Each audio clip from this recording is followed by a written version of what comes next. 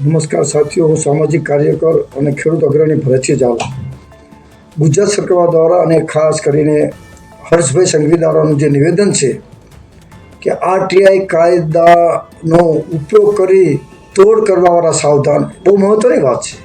કોઈ પણ કાયદાનો સુચારુ ઉપયોગ કરવો જોઈએ અને એ કાયદાનો સુચારુ ઉપયોગ કરી ગેરરીતિ અને ભ્રષ્ટાચાર કરી હોય એવાને કડકમાં કડક સજા થાય એ આપણે સામાજિક કાર્યકરો હોય કે ચૂંટાયેલા પ્રતિનિધિઓ હોય કે નેતા હોય, મુખ્યમંત્રી હોય, હોમ મિનિસ્ટર હોય કે વડાપ્રધાન હોય, એ તમામની ફરજ છે. હર્ષભાઈ સંઘવીને હું વિનંતી કરું છું કે હર્ષભાઈ, તમારા જેવા નવયુવાનોને આ ગુજરાતમાં જે સત્તા મળી એનો તમે સુચારુ ઉપયોગ કરો અને ભારતીય સંવિધાને આપેલી સેવાઓને સગવડો લોકોને પૂરી મળે એવી વ્યવસ્થા કરાવો.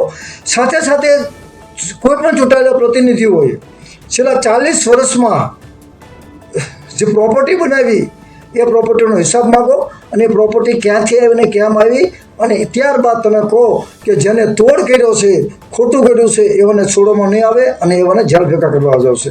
તો અને આરટીઆઈ કાર્યકર પણ વિનંતી કરું છું કે આ દેશ મારો, તમારો, આપણા સૌનો છે. કોઈ વ્યક્તિ પાછળ પડવાથી વ્યવસ્થા પરિવર્તન નહીં આવે. આરટીઆઈ કાયદાનો સુચારુ ઉપયોગ કરો અને ભારતના બંધારણે આપેલી સેવાઓને સગવડો લોકો સુધી પહોંચવા આપણે આગળ આવવાનું છે. આપણે રાજકીય પક્ષોની કે કોઈ પણ સારા માણસોની નિંદા, ટીકા, વખાણ કરવાની કોઈ જરૂર નથી.